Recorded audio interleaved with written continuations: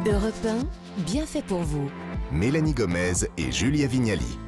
Vous êtes sur Europe 1, merci d'être avec nous. Vous êtes de retour dans Bien fait pour vous jusqu'à midi en direct. Et on débute tout de suite le quart d'heure des bienfaiteurs avec notre binôme de chroniqueurs. Je me tourne d'abord vers vous, Benjamin Lévesque, bonjour. Bonjour les filles. Ah, mais quelle beauté, c'est quoi votre secret?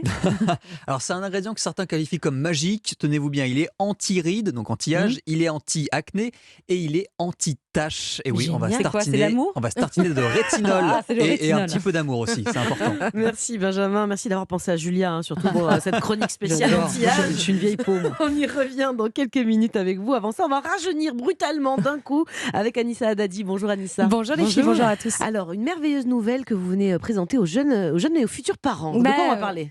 Je peux vous dire que moi je regrette de ne pas avoir connu cette pratique, cette technique quand je suis devenue maman pour profiter pleinement de ma fille. Parce que quand on devient parent, je sais pas vous, mais souvent nous sommes nombreux à témoigner du manque d'interaction avec bébé les tout premiers mois. Ah On se dit ouais. bon c'est Puis super. on ne sait pas ce qu'il veut, il pleure. Voilà, il pleure, Mm. on sait pas ce qu'il veut, il mange, il fait dodo, parfois il gazouille. Et ça c'est terminé. Maintenant on va tout comprendre grâce aux signes.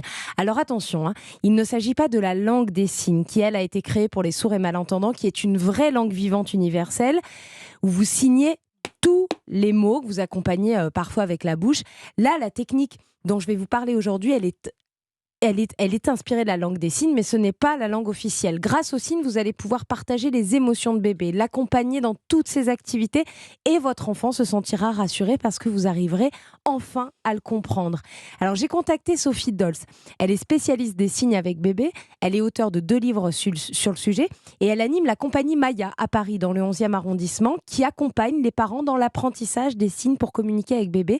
Je lui ai demandé à partir de quel âge on pouvait commencer à signer avec bébé. Écoutez bien. Alors moi, je préconise toujours de commencer très tôt, dès la naissance, parce que c'est comme avec le langage oral, on va parler dès la naissance à son bébé, mais on peut signer également dès la naissance avec son tout petit.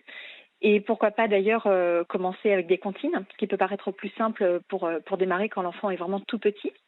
Et même si l'enfant ne va pas reproduire ses premiers signes tout de suite, évidemment, il faut attendre quelques mois. C'est bien pour le parent déjà de prendre l'habitude de faire les petits signes.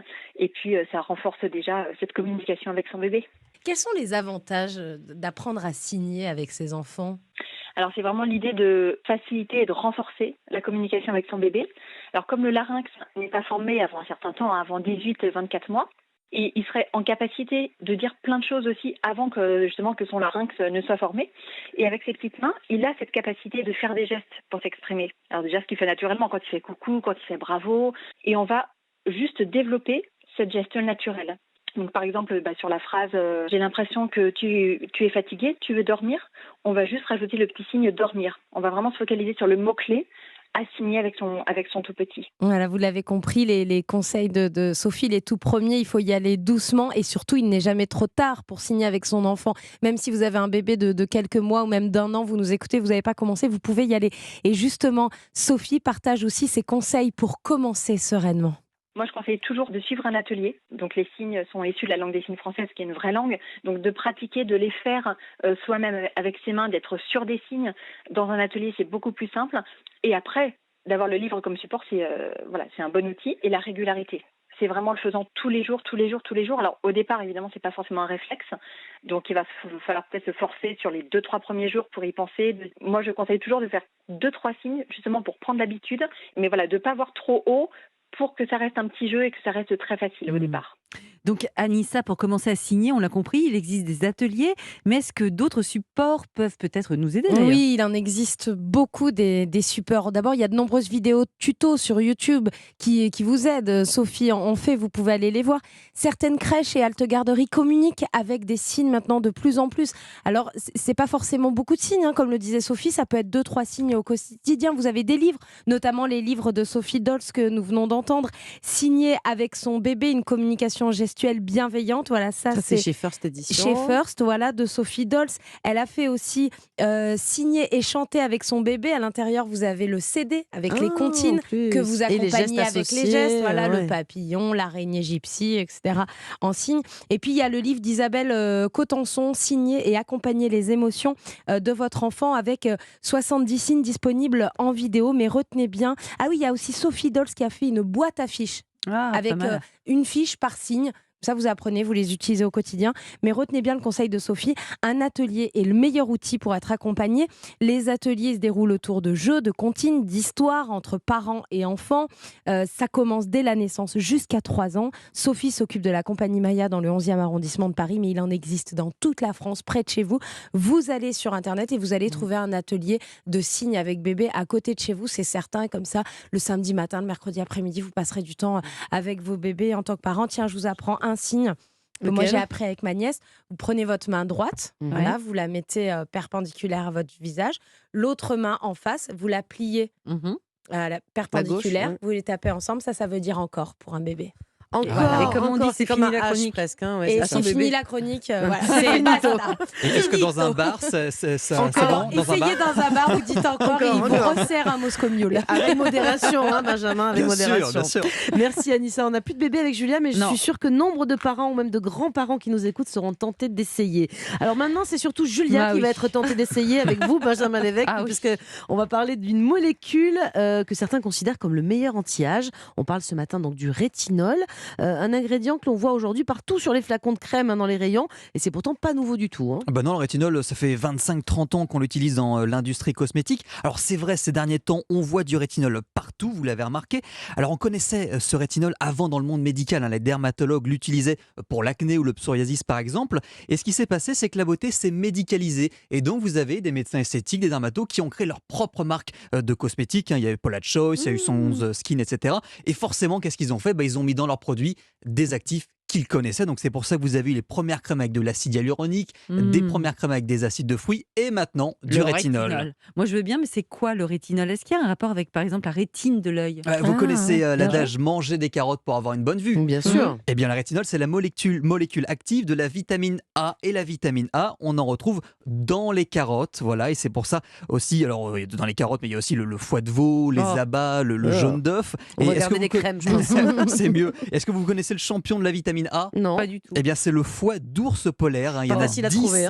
il y en a 10 à 20 fois plus ce dont un humain aurait besoin. Et il y a même des explorateurs polaires qui seraient morts après avoir mangé un foie d'ours blanc. Voilà, et ça fait un taux beaucoup trop élevé de vitamine A. Donc voilà, faites attention, même si on n'a pas trop l'occasion de. Non, je vais pas aller chasser un ours polaire. Ça fait quoi sur la peau le rétinol et en quoi c'est si magique alors ? Ce qui est magique avec le rétinol, c'est qu'il agit assez rapidement à la surface de la peau. On voit des effets déjà au bout d'une semaine, alors que d'autres crèmes, il faut plusieurs mois avant d'avoir un effet, n'est-ce pas Mélanie ? Et puis, c'est gratuit. C'est un ingrédient déjà très puissant contre le vieillissement de la peau, parce qu'il va booster le collagène. Le collagène, je le rappelle, on va imaginer la peau comme un matelas. Le collagène, c'est le ressort du matelas, donc ça va donner de la fermeté à la peau. Et puis le rétinol aussi va renouveler, alors de façon assez surprenante, la peau du visage, un peu comme un serpent qui va changer de peau, comme l'explique Cyril Telinge, qui est le fondateur des laboratoires Novexpert. Normalement, un adulte, vers l'âge de 30 ans, va renouveler son épiderme tous les 30 jours en moyenne. Alors ça va dépendre de la concentration en rétinol, etc. Mais en appliquant du rétinol, vous pouvez réduire et accélérer ce rythme de changement de la surface de l'épiderme. Et vous pouvez, par exemple, passer de 30 jours à 20 jours. C'est vraiment pas anodin du tout. Ah oui, c'est clair. C'est pas mal. Et puis deuxième effet, c'est sur l'acné. Alors pas l'acné inflammatoire avec des gros boutons rouges comme à l'adolescence, des acnés légères.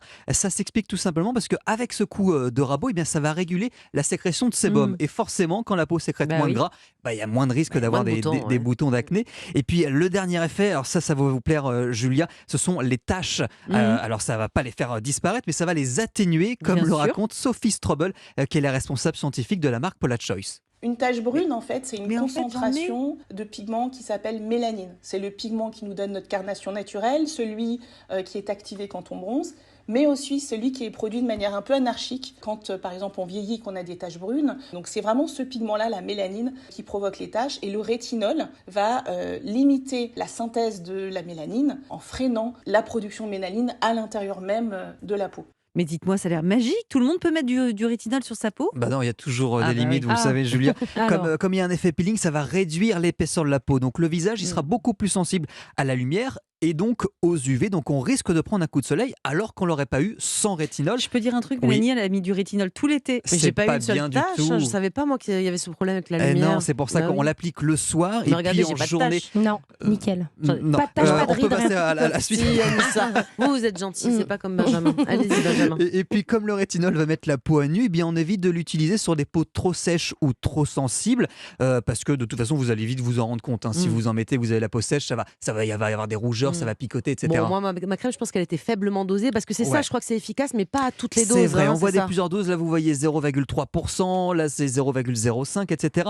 Donc, faut bien lire la composition, mais vous pouvez aussi, sur le site, etc., vous pouvez envoyer des questions. Il faut au minimum, on dit 0,1% de rétinol pour qu'il y ait vraiment cet effet abrasif sur la peau. Max, combien ? Le maximum, c'est 0,3%. Au-dessus, c'est interdit en Union européenne parce qu'on considère après que c'est trop abrasif. Après, vous êtes ride, mais vous êtes brûlé. Voilà, c'est ça, après, on se rapproche des médicaments type Roaccutane, etc. pour l'acné. Donc, c'est pour ça que c'est... Voilà. Il faut faire gaffe. Pour finir, Benjamin, si on a la peau sensible ou trop sèche, est-ce qu'il y a des alternatives au rétinol ? Qu'est-ce qu'on peut utiliser dans ce cas-là ? Alors là, il faut aller un petit peu plus loin, il faut marcher, il faut aller en Asie. C'est du côté de l'Himalaya. Vous avez le bakuchiol. Alors, c'est une molécule qui provient des feuilles d'un arbre qui pousse en Inde, c'est le bapchi. Et cette molécule a exactement les mêmes effets que le rétinol, mais sans les inconvénients. Donc, il n'assèche pas la peau. Et donc, vous pouvez retrouver dans des crèmes du bakuchiol. Alors, on l'utilise beaucoup en médecine ayurvédique pour soigner les problèmes de peau notamment. Le bakuchiol, je vais vous en commander pour Noël, Julia. Bakuchiol. Plaisir, j'ai soigné ma petite peau. Merci Benjamin pour cet éclairage beauté. On a appris plein de choses, c'était top. Et ben voilà, on y est. J'espère que cette émission vous a fait autant de bien qu'à nous. Merci d'avoir été à nos côtés aujourd'hui. Bien fait pour vous. Ce sera de retour demain à 11h. Et il y aura quoi au programme, Mélanie ? Ce sera croustillant demain, je pense, puisqu'on va se poser cette question assez intime. Faire l'amour, est-ce inné ou bien est-ce que ça s'apprend ? On va donc reprendre les bases. Oui, Romain Desarbres est très intéressé. Il est très content d'être arrivé très tôt dans ce studio. On va se poser les bonnes questions en tout cas pour aider notamment les plus jeunes à prendre le chemin d'une sexualité épanouie. Et ça, c'est pas toujours évident dans le monde actuel. Ça c'est vrai, on verra ça demain. Pour le moment en tout cas, place à l'info sur Europe 1 car on retrouve Romain Desarbres pour le programme. Quel est-il ? Alors on va parler d'un autre sujet qui nous concerne tous. La retraite, ça nous concerne tous, un jour ou l'autre. On prendra notre retraite. Emmanuel Macron veut réformer la retraite, mais ne sait pas comment précisément. Va-t-on vraiment réformer la retraite en France ? Tiens, jusqu'à quel âge êtes-vous prêt à travailler ? On va parler de tous ces sujets. On en parlera notamment avec le politologue Jérôme Sainte-Marie. Voilà une information qu'on va traiter. Il y en aura beaucoup d'autres dans Europe Midi. À tout de suite. Merci beaucoup Romain, à tout de suite.